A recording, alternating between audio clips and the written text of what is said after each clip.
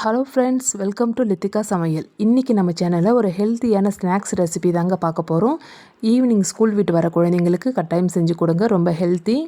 வாங்க இந்த ரெசிபியை எப்படி செய்கிறதுன்னு பார்க்கலாங்க. அதுக்கு ஒரு கப் அளவு ஊற வச்ச கொண்டக்கடலை எடுத்துருக்கோங்க. நீங்கள் கருப்பு கடலை இல்லை வெள்ளை கடலை எது வேணாலும் எடுத்துக்கலாம். முளைக்கட்டியும் நம்ம சேர்த்துக்கலாங்க. இப்போ ஊற வச்ச கொண்டக்கடலையை ஒரு மிக்ஸி ஜாரில் சேர்த்துக்கலாம்.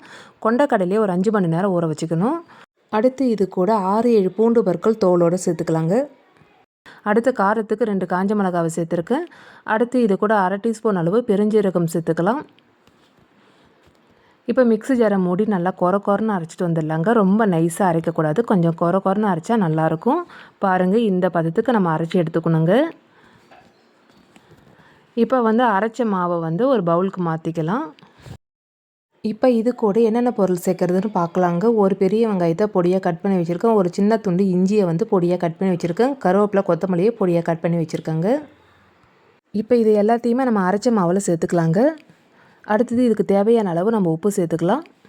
உப்பை சேர்த்த பிறகு கையால் நல்லா மிக்ஸ் பண்ணி விட்டுக்குங்க.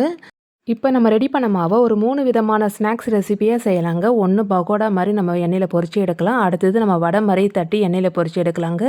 அடுத்தது நம்ம கொஞ்சமாக எண்ணெயை ஊற்றி நம்ம கட்லெட் மாதிரி நம்ம ரெடி பண்ணலாங்க. நான் இன்றைக்கி வடையும் கட்லெட்டும் உங்களுக்கு செஞ்சு காமிக்கிறேன். இந்த மாவில் கடாயில் தேவையான அளவு எண்ணெயை ஊற்றிக்கலாங்க. எண்ணெய் நல்லா சூடான உடனே வடை மாதிரி நம்ம தட்டி போட்டு நம்ம பொரித்து எடுத்துடலாங்க. அதுக்கு நம்ம ஒரு ரவுண்ட் ஷேப்பில் மாவு எடுத்து உள்ளங்கையில் லைட்டாக ப்ரெஸ் பண்ணால் நமக்கு வடை ஷேப்பில் கிடைக்கும். பாருங்கள், அடுப்பை மிதமான தீயில் வச்சுட்டு 2 பக்கமும் நல்லா அடிக்கடி திருப்பி விட்டுக்கிட்டே இருங்க. அப்போ தான் எல்லா பக்கமும் நல்லா வெந்திருக்கும். வடை நல்லா இந்த கலர் வந்த உடனே நம்ம எடுத்துடலாங்க. இப்போ இதே மாவில் நான் கட்லெட் ஷேப்புக்கு நான் ரெடி பண்ணி காட்டுறேன் பாருங்கள். கட்லெட் ஷேப்புக்கு அதிக எண்ணெய் தேவைப்படாது, கொஞ்சமாக எண்ணெய் ஊற்றினாலே போதுங்க.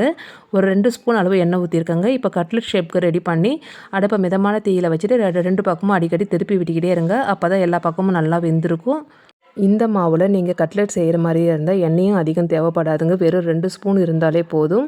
அடுப்பை மிதமான தீயில் வச்சுட்டு அடிக்கடி இதுமாதிரி திருப்பி விட்டுக்கிட்டே இருங்க. அப்போ தான் எல்லா பக்கமும் நல்லா வெந்திருக்குங்க.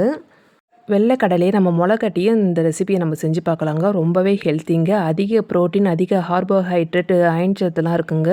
நார்ச்சத்தும் அதிகமாக இருக்குங்க. இது ஈவினிங் ஸ்கூல் விட்டு வர குழந்தைங்களுக்கு கட்டாயம் செஞ்சு கொடுங்க.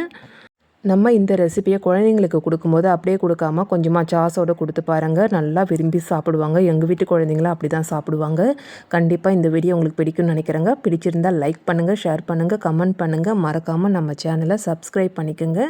பக்கத்தில் இருக்கிற பெல் ஐக்கானையும் கிளிக் பண்ணுங்கள். அப்போ தான் நான் அடுத்தடுத்து போடுற வீடியோ உங்களுக்கு நோட்டிஃபிகேஷனாக வரும். நன்றி, வணக்கம்.